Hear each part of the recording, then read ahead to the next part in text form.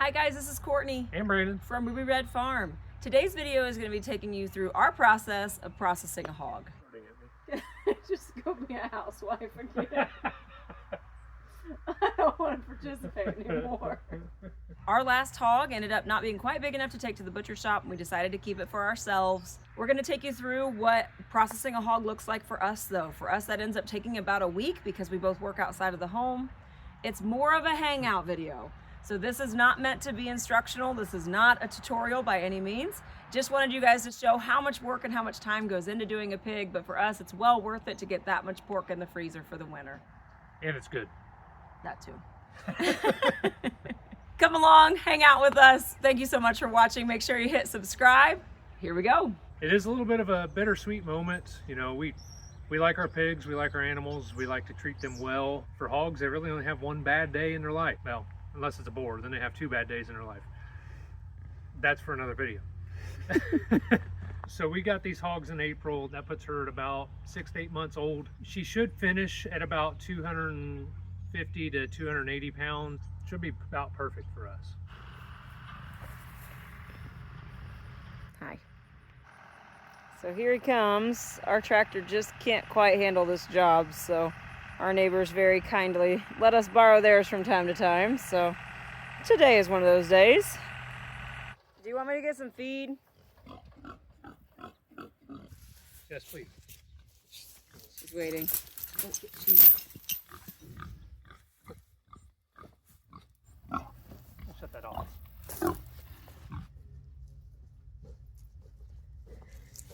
Sorry, Piggy.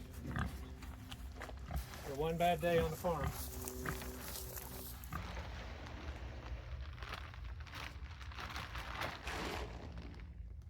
She's a good pig. She was a good pig.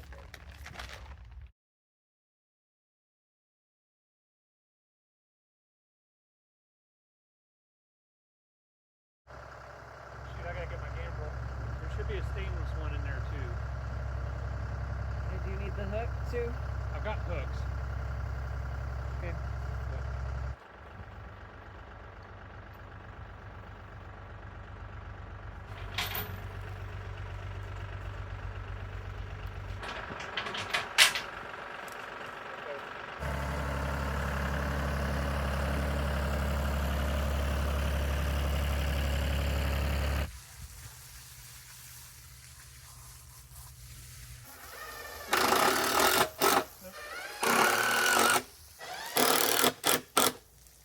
So he's just working on getting as much of the dirt off as possible. We want to get it relatively clean. We will be skinning the pig, so it really doesn't matter that much. But while we're doing the skinning, we want to make sure that we're not contaminating the meat. And so this is just one way to make sure we're trying to keep it as clean as we can. This is such a bittersweet process, and this is one of those things that you feel a little weird telling people that you know how to do this and that, you know, maybe that you did one on the weekend, but it's such an important skill to have, and it's not something that we take lightly. This is a huge responsibility to us, and Brandon's put a lot of work into making sure that he does the first part as efficiently as possible to limit the amount of suffering. And then on top of that, we try very hard to make good use of the meat. We use this meat and we eat on it the entire year. So while it is a very hard day here on the farm, it was this pig's purpose the entire time, and so we know that it has to happen, basically, but it's still hard. We're by no means professionals at this. We're just, like Courtney said, trying to put meat in the freezer. Back up. Go down.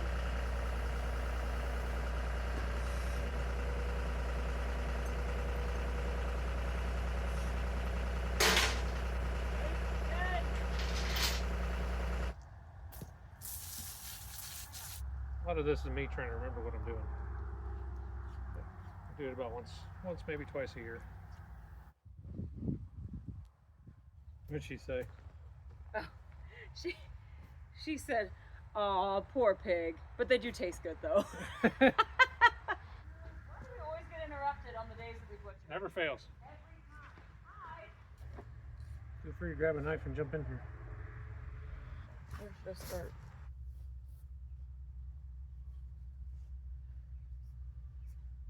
And I said I'm by no means an expert at this. I make quite a few mistakes on this. I've also learned this by doing hands-on, mainly hands-on, but a lot of YouTube. And I actually took a class on, not this portion, but the cutting up portion over in Indianapolis at a place called Smoking Goose. We'll put the link down in the description in case anybody's interested. But they offer classes. We paid for me and a buddy to go through it. The big portion of this was I wanted to learn how to do this, right? So that the only way to actually guarantee that you have your own animal, in my opinion. Not saying that there's butcher shops out there with ill intent, but just can't guarantee it. And most people just have no idea that's even a thing. Like, if you're getting hamburger, especially from a supermarket, it's not from one animal. Yeah. It's from anywhere from 2 different cows to 50 to 100 different cows, because they go into a giant processing facility. Now, on a smaller scale, if you go, to a local place and take your own animal, most of them, I think, intend to give you your own animal. And I think most do. I think most do, but very few are actually guaranteed that they're giving you your animal. And so if you raise your animal, pasture raised like we do, or you raise it on a certain type of feed, you want to make sure you're getting that back. And not paying for somebody else to get quality meat. Exactly. So we are not conspiracy theorists, I promise, but this was just a skill that we really wanted to have. I am very much the lovely assistant here with him leading the charge, but it is a good feeling to know that if something bad happened and we had to be able to survive, we could. And our friends all joke that they're coming to our house, so. We'll remove the skin back a little ways, not all the way, but back far enough that we can get to the back. But the other thing is I've removed the trotters already. I'm going to remove the head here in a few minutes, which we will not be showing. And then we'll split the brisket, we'll get her up in the air, and then all the innards will kind of come out. Yeah, you're getting into it. Getting muscle, but I don't know how. You're into the bacon. You're ruining the bacon! It's about 60 degrees outside. I like doing this when it's a little colder. Once she's cleaned and skinned, she'll go in the cooler and then chill overnight. Then tomorrow we'll start actually cutting. So usually with pork, we'll let them hang for 12 to 24 hours, just enough to get some of the rigors out. Now beef, on the other hand, I usually let hang for about a week and a half, 10 days to 2 weeks, just depending on the size. I haven't done any beef in a while. So this next part, I'm going to use a gambrel that Courtney's got here. My lovely assistant has. I am not Vanna White today. I'm going to hook the back legs. We're going to split the brisket.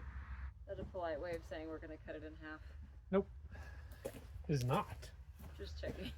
This part's a little tricky, just from a standpoint of we're just trying to cut the chest cavity. There are guys, and I'm not one of them, that can use their knife to cut through the chest bone. You work out. You're strong.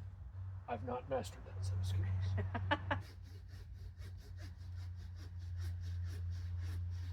Like I said, this is an area you want to kind of be somewhat delicate. Delicate as a chainsaw. It's delicate in the sense you don't want to go too deep, but like a chainsaw in a sense, you got to get through the breastbone. We don't know that. They're probably like, what on earth are those hillbilly neighbors of Grandpa's doing? Yeah. You know that thing where I said we kind of live on a major road? It's not terribly convenient on days when we have to do this. Our country's really the only one that doesn't know where its food comes from. Hook the gambrel. Why these are really sharp, you can just stab them through the meat. But basically behind your Achilles, so it'll hang. What would you like me to do? Look pretty. Check. So I'm going to bring this bucket in, and I need this hook as close to the edge of this bucket as possible. Okay. How do you have it? Oh, okay. I see. Easy peasy. Don't hit me. Stand up where I can see you, and I'll be sure to hit you. I mean, Thanks. sure to hit you.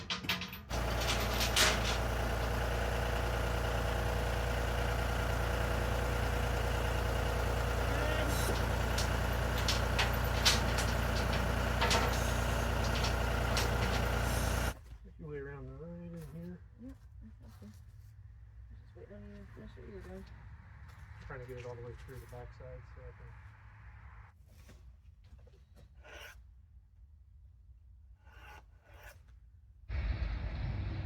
Oh my god. What? Hurry up before I puke. You go for it. This one wants to be a butcher. I just want to eat bacon. We're on different levels here. Just go be a housewife again. I don't want to participate anymore. Oh. Well, your hands would be about the perfect size for all this. That's great. So all we're doing here is trying to do the evisceration. So we're trying to free everything up, get to a point, and then we release from the other end here and let gravity just take it all out. Pretty much at once. Most part, yeah.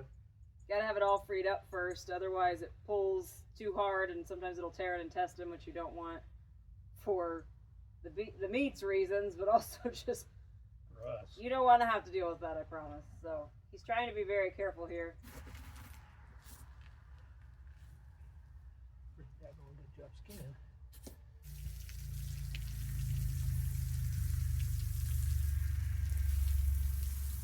This may gross some people out, but this is my chicken offering. I've got the liver, lungs, and the heart. They actually enjoy this, plus there's a lot of nutrients in there, a whole lot of iron and whatnot in the liver. They will appreciate that. It'll be gone in like 10 minutes. Yeah, it won't take long. It's not pretty and it's not perfect, but it's done.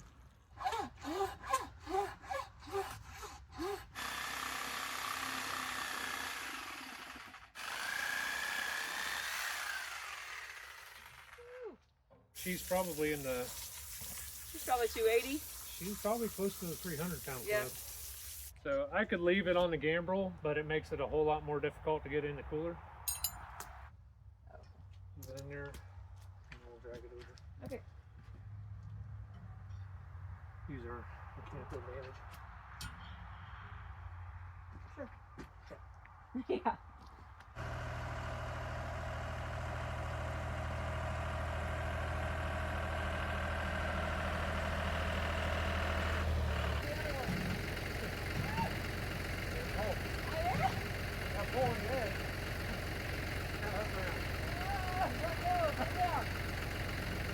Whole body weight on it. I don't know what you want me to do. I can't do anything.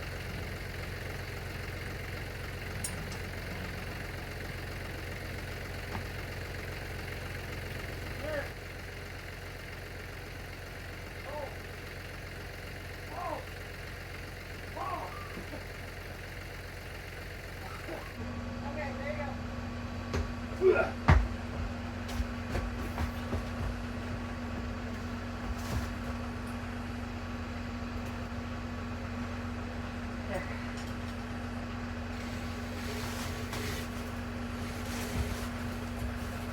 The hook kept coming out. I don't know why. Put that bag where you want it. Wanna go higher? Sure. Ta-da! So, they'll hang here till tomorrow.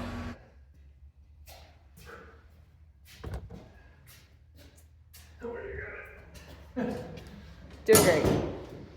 What I'm getting ready to do is break it down into primal cuts, basically the ham, the loin, the rib section, and then the front quarter, front shoulder. I'm not gonna walk through everything that I do here just because there's a million of other videos out there of people explaining it. So once we go from there, we're going to start trimming it out, start getting all the nasty off of it, get the good stuff either in a bucket or ready to cut further. In general, we're not professionals. We don't even remotely try to pretend that we are. But he has done a lot of research on this and enough that we get a lot of really good meat off of these hogs. This hog was probably just shy of 300 pounds live weight. And so we should get 180 of 180-ish, meat. yeah. So 180 pounds of meat off of one hog is awesome. And we typically don't keep a ton of the roasts. We end up preferring to make it more into sausage, into ground pork. just because that's what we eat more often. I'll put it into pasta, and I'll put it just a breakfast sausage or biscuits and gravy, that kind of thing. He's working right now to get that shoulder separated off. The biggest thing that you gotta do here all in the first weekend is we've just got to get it broken down to the point that we can get anything that needs to go into the brine and be cured. We got to get to a point where we get all of that separated and put in the brine as soon as possible, because then we leave it in that brine for about a week and a half to 2 weeks, just to make sure that it gets all the way in there and cures it the way that it's supposed to. So right now, though, the biggest thing is getting our pile of the meat that's going to get turned into ground pork separated from the things that go into the brine, and then we will also do our pork chops here in the next day or two as well. But the nice thing about this is as long as you keep it refrigerated, you can, in a way, take your time, but we try to get the majority of the work done, I would say, within 1 week. And then again, everything that's in the brine, we have to wait on that. He does all the actual technical parts. Tries to. And then I end up just being the person that cleans up the meat. So I'm gonna get to work then, it looks like. I know a lot of homesteaders raise smaller breeds of hog, like CUNY and some of these others, but I prefer the flavor of this, and Brandon's, you know, big and strong, so he can pick up these heavy animals, but at the same time, it may not be a forever thing. We may eventually switch to a different type. A lot of people really like the heritage breeds. I just really do prefer the more traditional. This hog was just a crossbreed, one that would be a show pig, but was not good enough to be a show pig. And so again, they get pretty good size on them, but in our experience, I think they make a really good pasture pig. I know a lot of people, again, like those other breeds because they make a better pasture pig, but I feel like these guys do a great job. I think they root quite a bit and are easy to handle and manage, and we've never had problems with our hogs. They're a pretty easy animal to keep, honestly. We like our hogs to root. Yeah, we want ours to root. Well, that's why they have those nose rings, is they don't want the hogs to dig in the ground, but we kind of want them to do that. For one, they're getting a lot more nutrition out of what they get out of the dirt, but it also actually has been shown that as long as you rotate them appropriately, it can actually stimulate more grass growth and actually kind of heal the earth in a way. So we just let them be pigs. I really like the pork that we get out of these hogs, and for us, a whole hog is probably at least a year's worth of pork, maybe even a little more than a year's worth of pork for our family, but our kids are getting bigger, and so we're gonna end up needing more over the years. But for now, the one hog is plenty for a whole year's worth of pork for us. Usually we'll keep a whole hog 1 year and then a half a hog the next year, but I have a feeling very soon it'll be a whole hog every year is what we're gonna end up needing in our freezer. I like cooking with pork. I know a lot of people just don't eat pork, but we've really enjoyed the flavor. Pretty inexpensive meat. It is. And again, it's something we can raise here without no fences. You know, we didn't have to have hefty permanent fencing in place, and they're a quick animal. You know, we had them on our property for 6 months. A cow takes how long? 24 months or so. Yeah, you got 2 full years in on a beef. So, and there's just so much risk that goes in every month that passes by, there's more risk. So that's where having hogs is a great option to have that larger animal. They're docile, but they also give you a ton of meat for, again, a really short turnaround. And for us here in Indiana, it means that we don't have to have any of these big animals over the winter.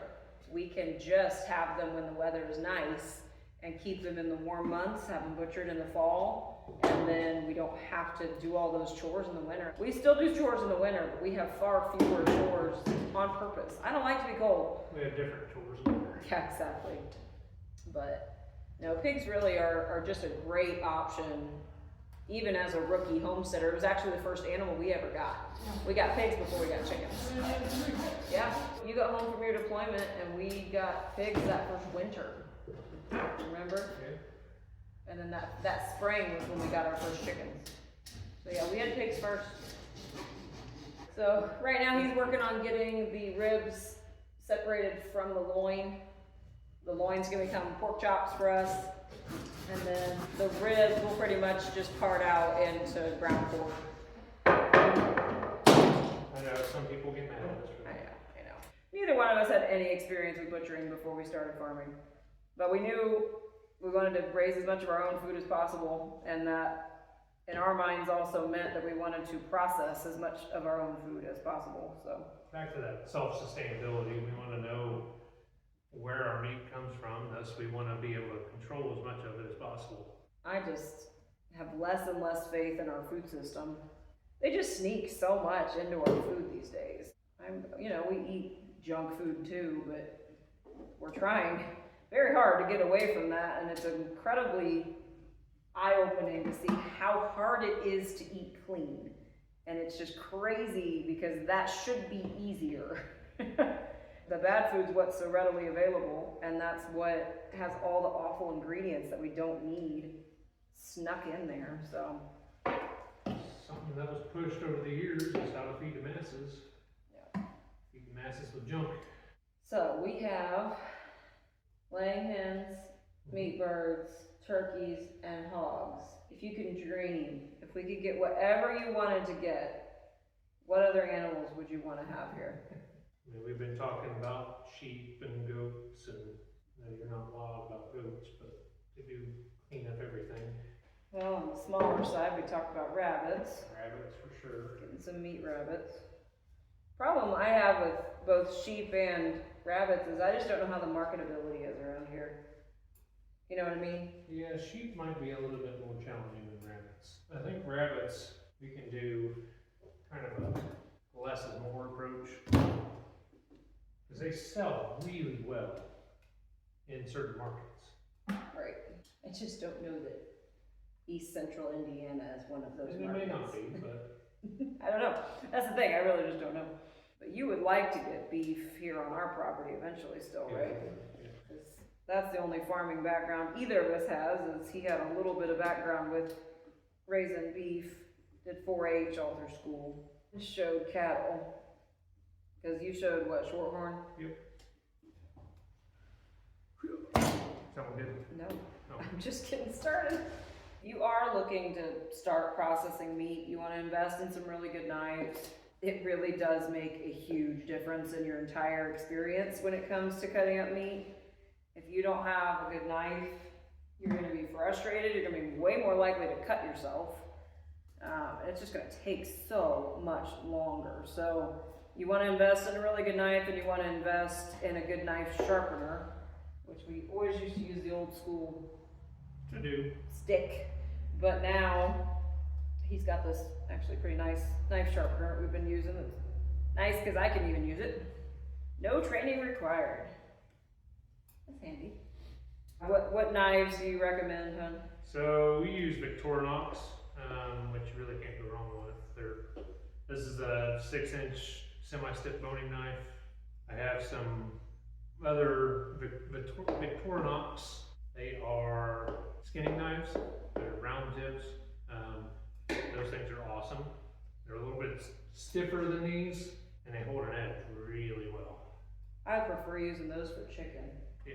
They're not quite as dangerous. They definitely have their use, but for pork, these longer ones are great.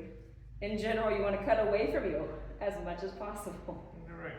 Yeah. I've only cut myself, what, like 10 different times? Since we've been married. Well, since we started processing meat. Yeah. Okay. All right, quite keeping track of that. I'm pretty accident prone. Having a sharp item near me is just dangerous in itself. My daughter gets it honest. We have a very, very good first aid supply on hand. Primarily for me and my daughter, although lately you've been the one that's been getting cut by accident. He cut his shoulder the other night on the chicken coop. About did a surgery on his shoulder just from a little screw or something getting him. That was kind of wild, actually. We were doing a beef when I cut it the worst. Remember that? You were in the room and you heard me go, you went, what? That was a bad one. I had sliced through my finger, and man, I went to work, you know, next day or whatever, I could barely type because my finger was just killing me.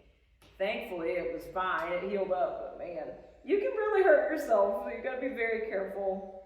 If you do it on a regular basis, you want to make sure you invest in some protective gear, some of the nice gloves that have, you know, cut resistant kind of a thing. We're just very careful and just wash our hands a bunch and do it that way instead. That's another touchdown. Sweet. If you are interested in cutting your own meat, check out Bearded Butchers. They're, I think, in Northeast Ohio. I started watching them while I was overseas, and they do phenomenal work. They do some of the more artisan type cuts too, so if you're interested in that, they can at least help point you in the right direction there. Been a big fan of theirs for several years. Their channel is really educational in a way that everybody can understand. Yeah. And then on top of that, they're entertaining, which is always nice. But I just think they do a really good job of showing exactly what to do. And it's a really nice how-to while still being entertaining enough that you go back just to watch and feel like you're hanging out with them. So yeah, that's a really nice channel. We'll have to tag that channel in this video. All right, I'm gonna get this loin out of here. So again, this is gonna be bone-in pork chops, and then we'll trim everything else up, and we're just gonna get all of this taken care of. We are all done. We're actually gonna take these scrap buckets out to the chickens. I know it's a little traumatizing to think about, but they love it. I'll prove it here.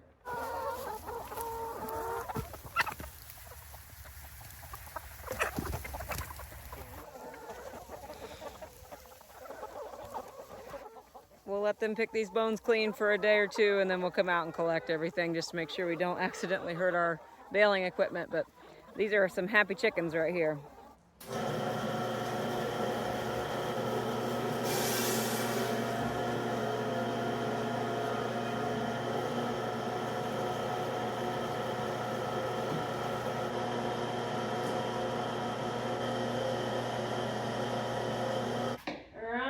So it is pork chop time. So we're going through, and he's using a saw to cut through the loin and make some bone-in chops here.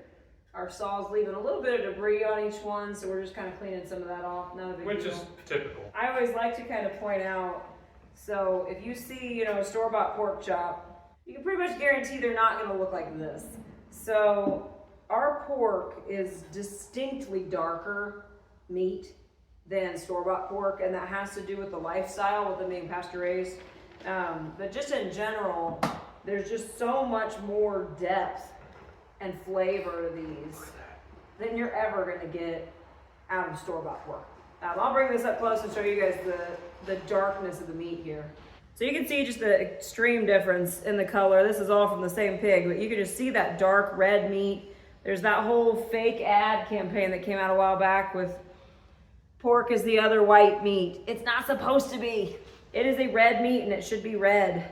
And you can just see the real nice loin that we got on these hogs this go round. So really happy with how these chops look. Oh, yeah. Are you good? Yeah, they're nice and clean. They got a little bit of marbling in them, which is a good thing. That makes it taste better. I've talked about this before though. Pork was the biggest adjustment. Pork tastes the most different than store-bought. Out of everything.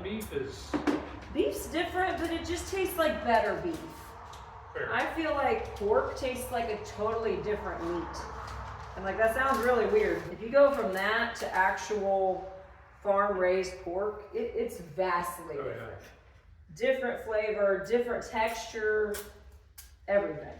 So yeah, I am grateful to be a convert when it comes to where we source our meat compared to how I was raised. And I feel like my parents even got like decent quality stuff most of the time, but didn't matter. What we're doing here is nothing high tech. They make bone scraping tools, bone dust tools, and I actually have a couple of them.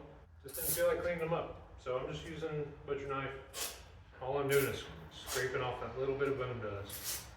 For the saw, this is just a cheapo saw that was bought like 10 or 15 years ago from a farm store.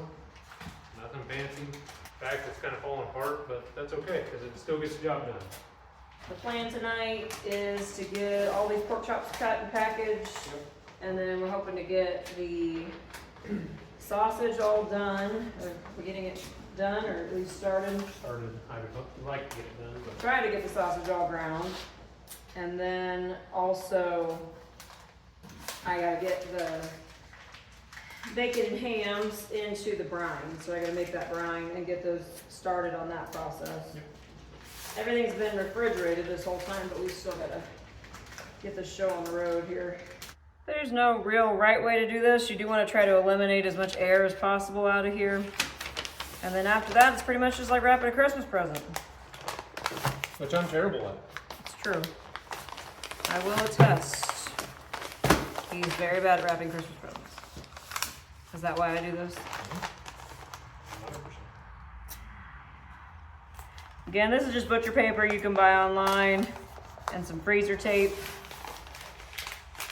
We'll label these with the year and what's in here so we don't forget.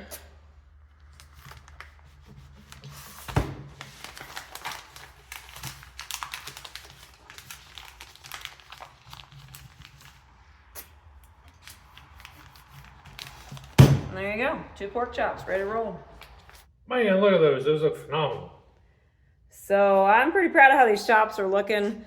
We, again, pasture raise our pork, and you can see that difference in color there. All right, we're gonna keep working. We got just a few more minutes of getting this wrapped up, but we'll get these taken care of, get them all packaged, and then the game plan is to move right into making our sausage to grind, and then I'm gonna get that brine taken care of tonight, so. Grind and brine. So onto my grind. I'm gonna do a coarse grind and then a fine grind. We cut most of our trimmings up into long strips, long skinny strips, and they feed through this small 1/2 horsepower LEM grinder really easily. Yeah, we're just gonna keep rocking and rolling here, get this wrapped up, and then tomorrow night we will stuff.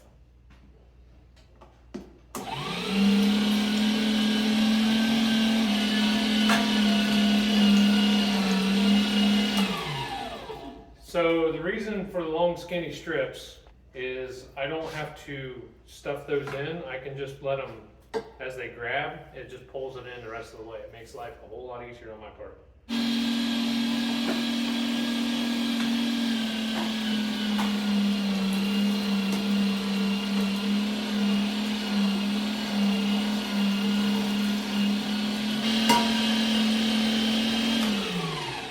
All right. This is pretty warm right now. It's not, it's cold, but it's warm for what we need. I will actually put this in the freezer and let it kind of ice up for a little bit. I'm going to switch over to my fine plate. This one will go in the wash bucket. Us doing this is not an act of defiance or we're doing it because we don't trust the government. That's not necessarily it. The thing is like if there was another COVID or another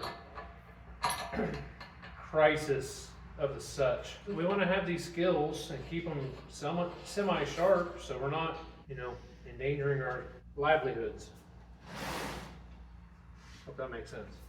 This bucket here has been in the freezer for, 15 minutes or so it's gotten a little chill on it. I just like to keep it pretty loose as I'm feeding into it. That way it doesn't ball up in there and cost gems.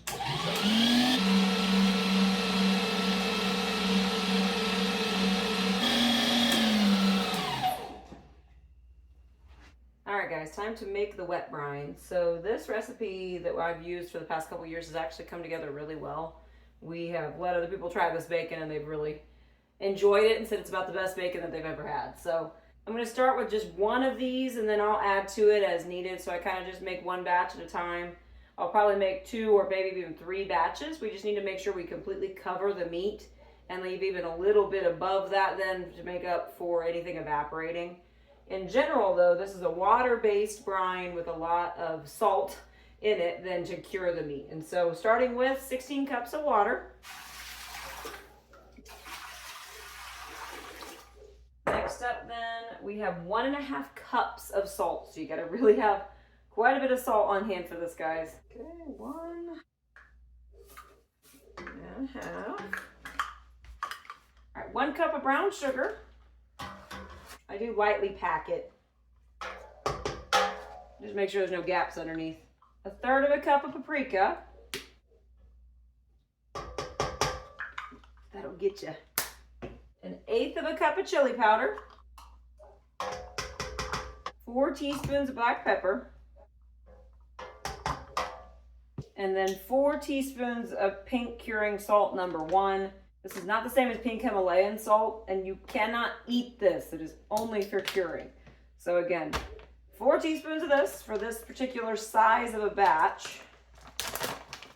This stuff is kind of fluffy. It almost looks like cotton candy. But yeah, don't eat it.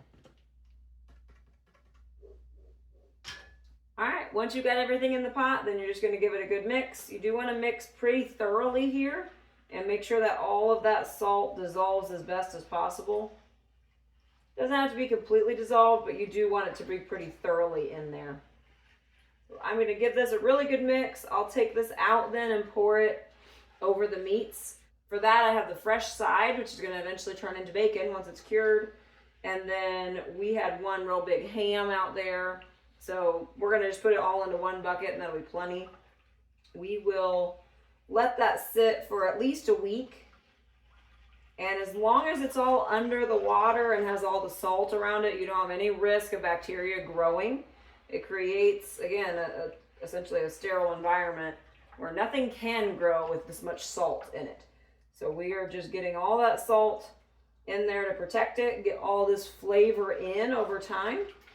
And then once all of that flavor has absorbed, we will slice the bacon and get that ham just into the freezer. It's gonna be my Christmas ham this year. I'm really excited about that. So a little bit of a sweet and spicy recipe. We have always really enjoyed it. Makes great bacon. The past few times we've done the bacon too, we actually, once we have cured it, we take it out and smoke it, then we slice it. So just to give it one more layer of flavor there. That's the finished product here, just some random liquid goo that we're gonna go and dump on the meat. Once that's fully dissolved, I'm gonna go ahead and pour it all in here.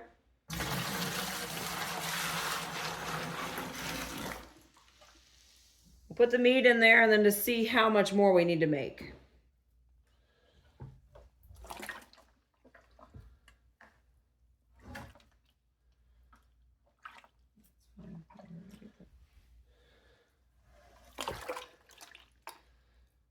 I'm going to go ahead and make 1 whole batch more.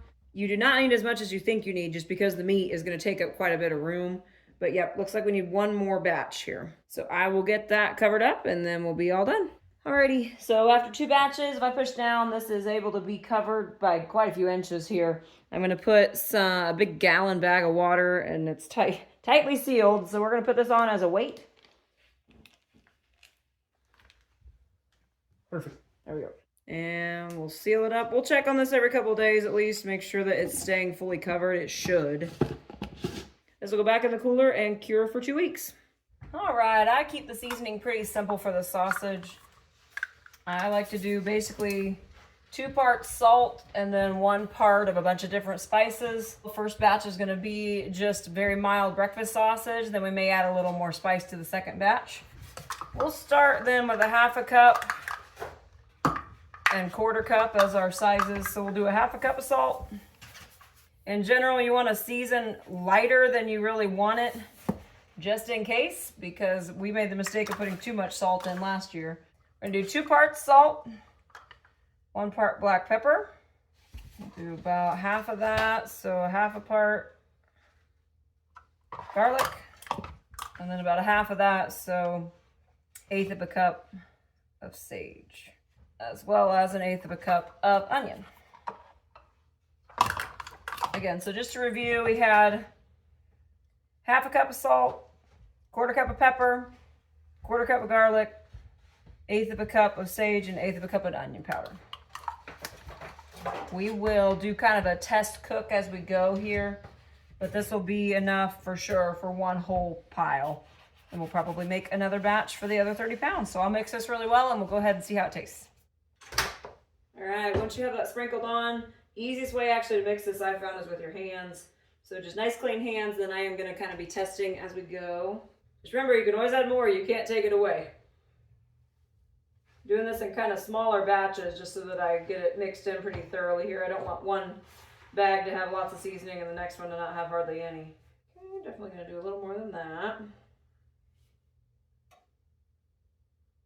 We just wing it every year. There's no point for my mind to trying to do all the math and sizing it up and down and everything. We just kind of mix it in until it tastes right and then go from there. So let me grab just a tiny little piece here. Make me a little baby sausage patty and I'll test the flavor. I'll just do this over and over again then until I get it how I want it. We'll get this whole pan all seasoned and then we'll bag it and then we'll switch pans and make the next batch kind of the same but just a touch spicier. We're good. Yeah. Yep. Good? Mm-hmm. Anything else? Nope. Or there's just as mild? Yep. Okay.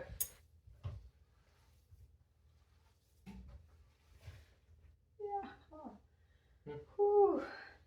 Cold. Alright, that should be good. So I have an LEM sausage stuffer here. I'm just using it for bulk bags. I'm not actually going to do any links today, but it has variable speed, it has a foot control, so I can run this thing either all out and be cranking them off of there, or I can run it as slow as can be. Once that is done, then I have this handy dandy little taper, which I just run it, the wadded up end through it, and it puts a little band of tape around it, and we're good to go. Let's get started. Alright, what do you want me doing? You can tape if you want. I'll make sure we have two different colors.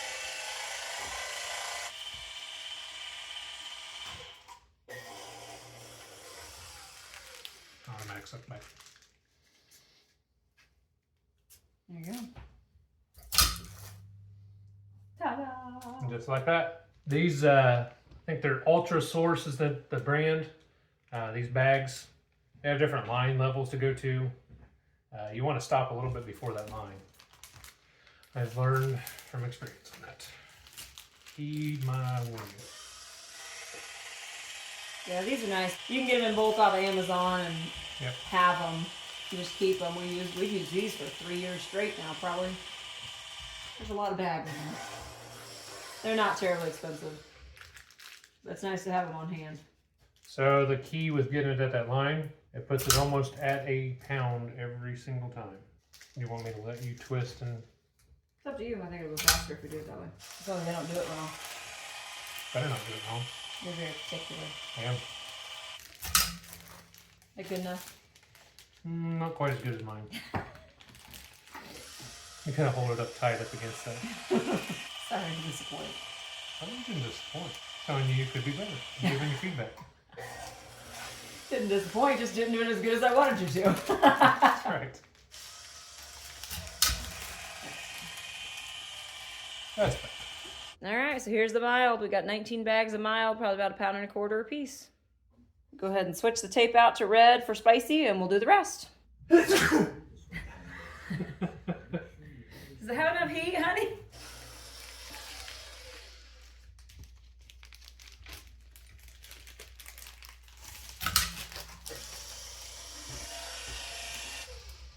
This one's gonna be biscuits and gravy tomorrow morning. There you go. All right, last bag. All right, and 17 packs of spicy, not too bad. Let me do it. You can talk more on this one, because if we have anybody left at this point, it'll be a miracle. We can say whatever we want this late in the video.